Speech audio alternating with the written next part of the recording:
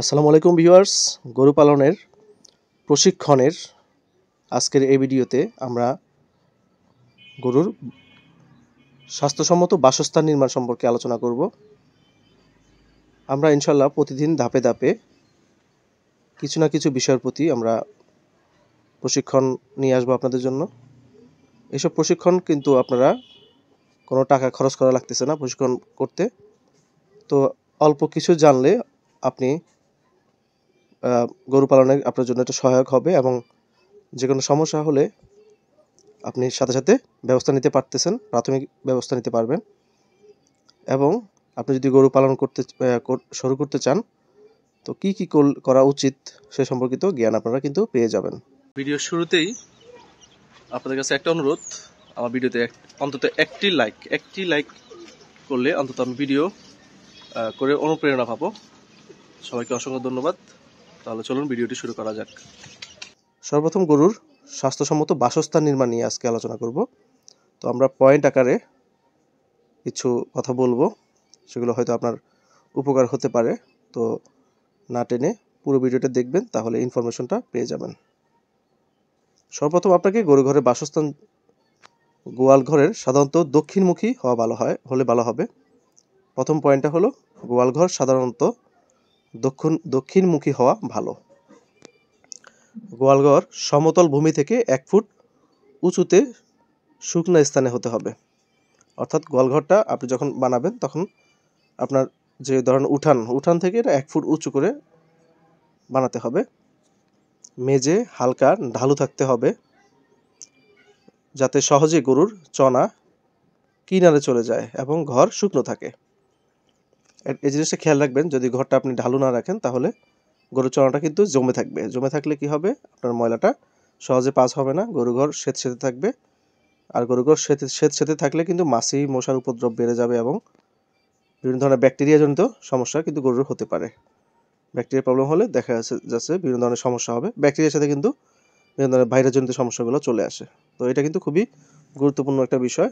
গরুর ঘরের সমতল ভূমিটা কি করতে হবে, ঢালু রাখতে হবে।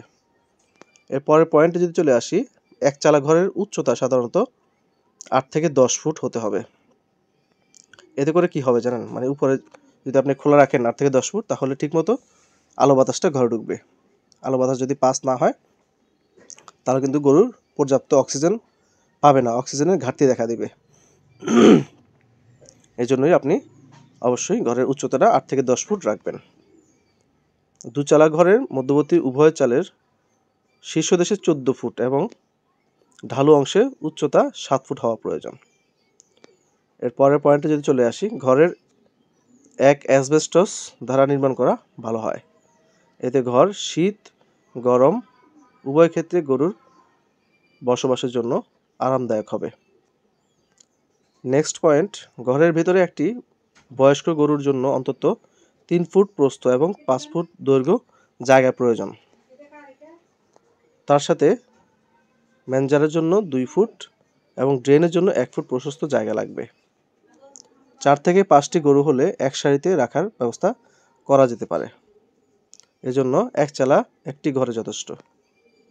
8 থেকে 10 বা অধিক গরু হলে 2 চালা ঘর নির্মাণ করতে হবে এবং গরুকে ঘরে 2 সারিতে রাখার ব্যবস্থা করতে হবে।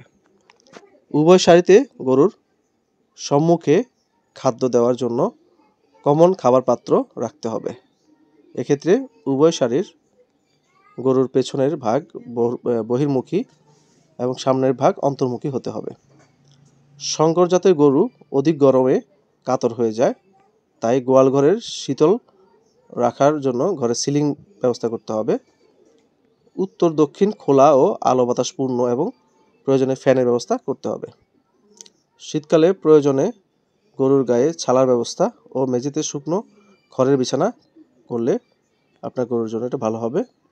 সম্ভব হলে গরুর বাছরের জন্য পৃথক বাসস্থানের ব্যবস্থা করতে হবে।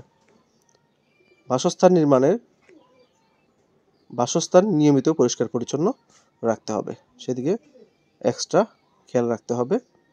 তো এই ছিল আজকে আমাদের গরু পালনের প্রশিক্ষণ সংক্রান্ত ভিডিও। এই ভিডিওতে আমরা আলোচনা করেছি গরুর স্বাস্থ্যসম্মত বাসস্থান নিয়ে।